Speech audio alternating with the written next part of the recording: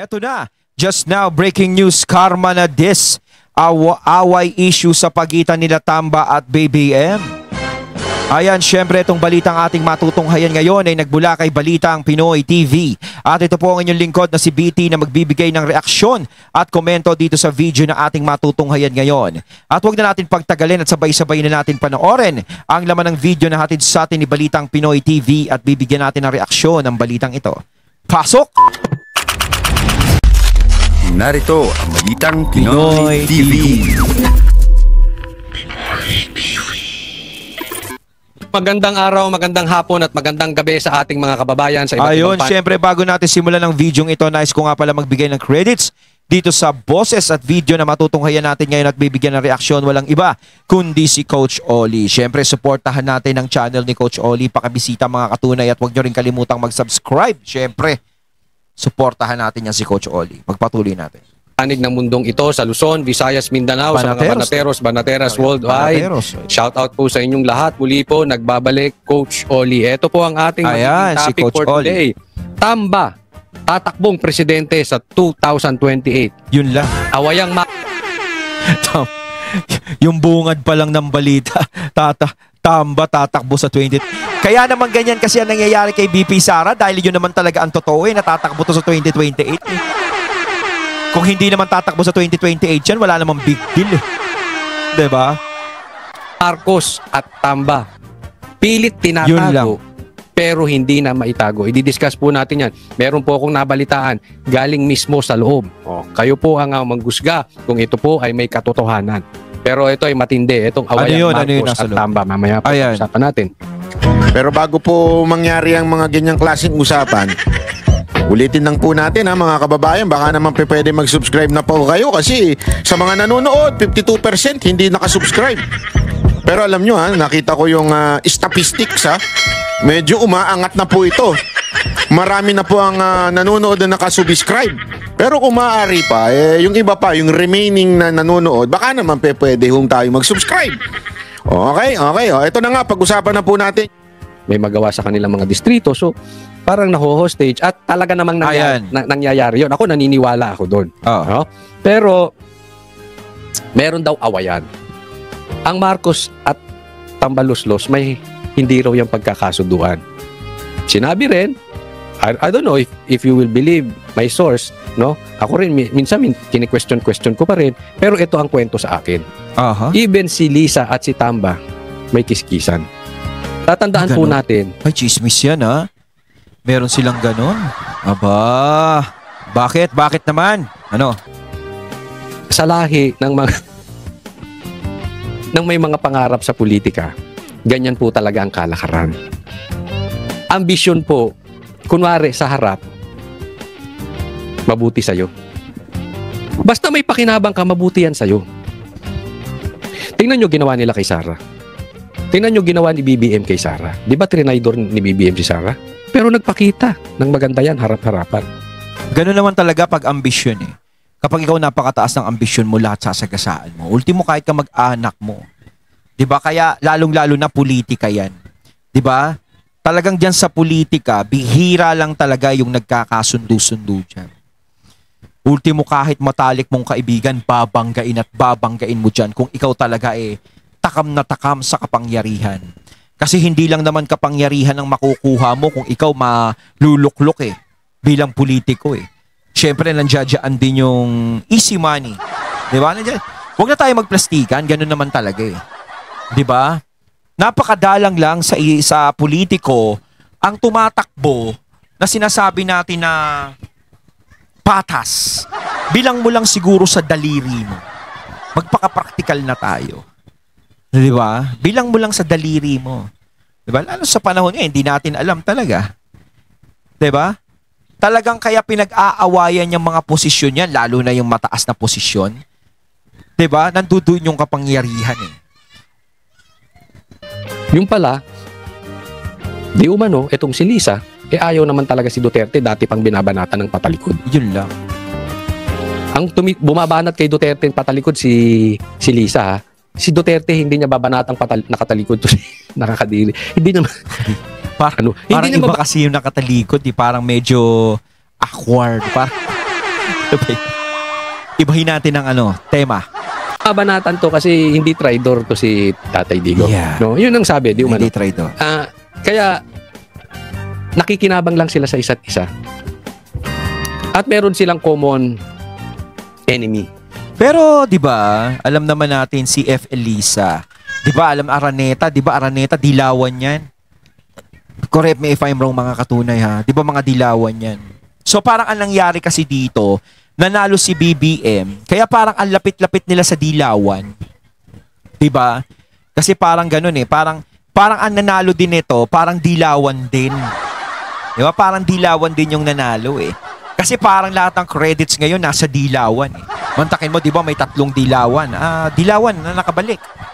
'Di ba si Bam Aquino, si Kiko Pangilinan, tapos nanalo sa Kongreso si De Lima, tapos si Jokno, 'di ba? Parang nakakabalik unti-unti yung mga dilawan. Parang eto yung naging instrumento yung eleksyon ng 2022 Mantakin mo, nakatahimik lang sila nung mga panahon na yon, pero unti-unti silang nakakabalik ngayon. 'Di ba? Tapos nai-involve na sa usapan yung mga dilawan dahil alam naman natin yung mga dilawan talagang galit sa mga Duterte. So sino ba yung may connection sa dilawan? Syempre, 'di ba? May mga kamag-anak si 'di ba? So parang ganun yung nangyayari. Parang yung mga dilawan ang ngayon, no? Ang umaabante. Parang ganun. Tapos si Tamba naman, syempre iba naman siya Parang sa kanya naman sarili niya Parang syempre ako gusto ko rin parang nagbabangga. So parang ayaw nilang magbigayan, parang ganun ba yun? 'Di ba? Kaya ito ba yun parang nag-aaway yung sinasabi ni Coach Oli. Dahil parang ayaw magbigayan sila. Naku ha. Yan ang hirap, no? Talagang pagpolitika talaga, napakatindi. Ang Duterte. Why? Because they have their own ambition. Pero deep inside, alam daw sa loob may kiskisa na tong dalawa. Kiskisa. Nakukuha nyo? Ang tanong na lang dito, kailan to puputok? But for sure, ito'y puputok dahil hindi naman pwedeng dalawa silang uupo naas ulo. Kaya nga sinasabi ko sa inyo, yung kiskisa na yan is baka makita natin yan sa 2028. Kung sakaling si VP Sara ay hindi makakaligtas sa impeachment sa kanya. Pero kung si VP Sara ay makaligtas sa impeachment sa kanya at makarating siya sa 2028, hindi lalabas siyang kiskisa na yan. 'Di ba? Kahit sino sa kanila. Dahil alam naman natin, wag na tayo magpaka-impokrito. Alam naman natin kung sino talaga yung malakas. Kaya nga ginaganyan si Sara Duterte. Kasi alam nilang siya ay malakas. Kaya sinasabi ng iba, parang sigurado kayong mananalo niyan. Mananalo sa pagiging presidente sa 2028 yan. Hay nako mga katunay. Yun yung sinasabi ng iba, di ba? Talaga lang, baka matalo si VP Sara. Ganun ba yun? Sige. Mas maganda, hintayin na lang natin yung 2028 para malaman natin. No? Hintayin na lang natin. Kung yung mga makakalaban niyang yan, yung mga darating, talagang makakahabol sa kanya, di tignan natin. Diba? Bigyan natin ng katwiran yung mga nagsasabi na sigurado ba kayo na mananalo yan si Sara Duterte? Mananalo siguro, matatalo siguro siya kung magkakaroon ng magic. Pero kung magiging patas ang laban sa eleksyon, 101%, no? Mananalo yan.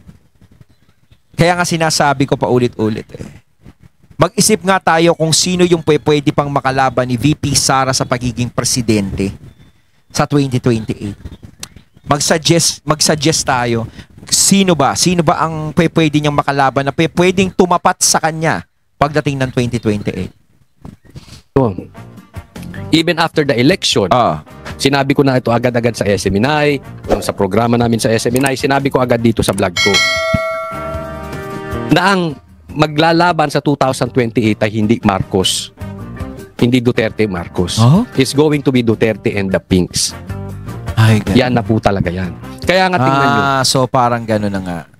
No, parang nararamdaman din natin. Kasi si Tambi kasi, ano na to negative to Negative talagang kita naman natin sa survey, napakababa. Bagsak siya talaga So, yung sinasabi nga ni Coach Oli dito, ang maglalaban sa 2028, Duterte and Pinks, sigurado yan. Kasi nga sinasabi ko kanina, parang ano na sila nakakabalik na unti-unti sa pamamagitan ng administrasyon ngayon. Nabibigyan sila ng pagkakataon. 'Di ba? Pero kung iisipin mo, no, yung mga, kasi yung Pinks, dating mga dilawan yan Alam naman natin talaga na yung mga yan, napakalaki ng atraso sa mga Marcos. Grabe atraso sa mga Marcos niyan. Kahit sabihin natin na sinabi ni PBBM na wala nang kulay-kulay, lahat magkasundo. Pero kung iisipin mo yung ginawa sa tatay nila, yung ginawa sa pamilya nila, siguro mapapatawad mo sila pero hindi na para dikitan pa sila. 'Di ba? Kasi sobre. 'Di ba? Kung yan ba ang naging presidente at hindi si Duterte, halimbawa, Dilawan o Kakamping ang naging presidente nung hindi si PRRD. Sa tingin nyo ba maililibing si Apo Lakay nung mga panahon na yon? Malamang ko hindi. Hindi nila papayagan yan. Kaya nailibing si Apo Lakay dahil kay PRRD. Pero kung Kakamping o Dilawan ang nakaupong presidente nung siguradong walang mangyayari. 'Di ba? Hindi nila papayagan 'yan. Kumbaga kasi ngayon, parang ang nangyari is parang nagamit yung administrasyon para makabalik. 'Di ba? Para makabalik unti-unti. 'Yun yung napapansin ko Nakakabalik sila unti-unti No? Parang inisip ko pa, yun? Minsan inisip ko, parang baliwala na ba yung mga nagawa nila kay Apo Lakay na hindi maganda? Parang ganun-ganun na lang ba yun? Siyempre, hindi. Para sa akin, kung ako anak ni Apo Lakay, hindi ko matatanggap yun. Diba? Ganun-ganun na lang. Parang wala tayong pinagdaan ng matindi. Parang hindi nyo kami isinuka. Parang hindi nyo kami pinarusahan sa sarili naming bansa. Yung tatay ko, hindi nyo pinapayagang ilibing dito. Diba? Hindi ko matatanggap agad yun. Maaring patawarin ko sila pero hindi pa pwedeng umeksena sila sa ko. 'Di ba? Kasi pero baliktad ang gara 'Di ba? Nagiging sila. 'Di ba? Nagiging bida. Kung kailan mainit na yung dalawa, 'di ba? Popcorn lang sila sa gedli, bigla silang lumalabas ngayon unti-unti. Uulitin ko doon sa mga hindi nakarinig nito. Pili tinutulak ng Pink. Sino ba ang talagang gigil na gigil? Sino? Bukod sa mga NPA, bukod sa mga grupong komunista na grupo na talagang gigil na gigil sa impeachment, ang mga Pinklawan. Kasi may panalo ang Pinklawan dyan Pag natuloy ang impeachment, magigirian ng dalawa. Marcos Duterte. That's for sure. Pag naipit ang Duterte, naipit si BP Sara, ilalabas niya ang baho ni Marcos. And I'm sure maraming hawak si BP Sara na baho itong si Marcos. Ayun. Parang hinihintay nila yung tamang pagkakataon na yon na magsabong yung dalawa. Diba? Parang sa gedli nga lang sila pakain-kain lang ng popcorn. Kasi papansin mo, medyo tahimik sila yung Kakampings Dilawan, tahimik lang sila. Pero unti-unti silang nakakabalik So parang yun nga yung nakikita natin Parang nanonood lang sila ng sine. Hinahantay yung susunod na kabanata. Kasi kung si VP Sara babagsak, syempre alam natin, yung sinasabi nga ni Coach Oli, baka may lumabas. So kapag may lumabas na sinabi si VP Sara, maaaring ikabagsak din ng isa. So sino ang mamamayagpag ngayon pagdating ng eleksyon sa 2028? Ayun, kanino kay credits yun? Aba, parang strategy yung ganun. Matindi So, lulubog si Marcos. Kaya gusto ng Pink yan. So instead na Marcos at kumbaga ang nangyayari dito yung kasabihang two birds hit by one stone. 'Di ba? Isang bato lang, dalawang ibon ang babagsak. Aba, mautak maglalaban sa 2028. Ang maglalaban Duterte, Pink. Possibly Duterte, Tamba and Bam tandem. Posible yan. Coach, napaka-imposible naman yan. Wala namang may gusto kay Tamba. Tatandaan po natin. Ayaw nga ito si Tamba pero nakakuha ng pirma. Malakas po sumigaw ang pera. Malakas po sumigaw ang kapangyarihan. Malakas sumigaw ang Tingnan nyo, bagsak na nga si Tamba at si Marcos at trust rating. Pero sinong nakakulong? Si Tatay Digong. So hindi po posible yan. Kung hindi man tumakbo yan si Tamba, may patatakbuhin yan na kaya niyang hawakan sa liig. Kumbaga iba talaga yung makinarya eh. 'Di ba? Talagang kumbaga tanggalin lang natin muna sa landas si Sara Duterte. Yun ang nagiging tinik talaga sa kanila. Hanggat nandiyan si Sara Duterte, malaking problema nila yan. But the player would be the Dilaw. Makakapasok. Di ba nabura na sa balat ng lupa yung mga Dilaw? Wala na nga. Inudoro na nga yan eh. Di ba? Ito ang pagkakataon nilang mabalik. Pag natuloy ito ng impeachment, it's either sugat-sugat ang Marcos sa impeachment or si BP Sara ang sugat-sugat. In any case, ang makalaban ng Pink ay ang Marcos or ang Duterte, panalo sila. At least. Bakit? Kasama sila sa finals. Matalo man sila sa finals, kasama sila sa finals. Hindi katulad ngayon, irrelevant ang Pink. Kaya nga ang Marcos nakikipagkuntsaba, kaya nga nakikuntsaba sa Pulayan eh. Kaya nga nakapasok si Bam. At saka si Kiko. Bakit? Yung makinarya ng Marcos. Because this is a midterm election. Pero it shows na itong Marcos hindi kaya magpanalo. Kasi nakita natin yung mga senador niya eh. 'Di ba? Yung mga nasa federal, yung sa partido niya, talo lahat. Si Lito Lapid nga lang yung 'di ba? Ay, nako. Hindi, mahina na talaga. Politically, mahina na. Kasi kung ikaw administrasyon ka, dapat ikaw yung malakas eh. Yung mga ini-endorse mo, yun ang nananalo. Lalong-lalo pagdating ng 2028. Pansinin nyo, at alam ko na o-observe nyo na ito, isa-isa na pong naglalayuan. Ang mga politiko, dumidistansya na po kay Marcos. Napansin nyo, yung 18-5 na votes diyan sa Kamara, yan po yung malakas na sigaw for BP Sara. Kasi mantakin mo kahit yung mga senador, di ba? Di ba? Kumbaga, ang iniisip ng iba, yung mga galit kay BP Sara, sa Senado, matatalo na rin si BP Sara, pero hindi eh. Di ba? Tumatagal sa Senado yung kaso ni BP Sara, impeachment.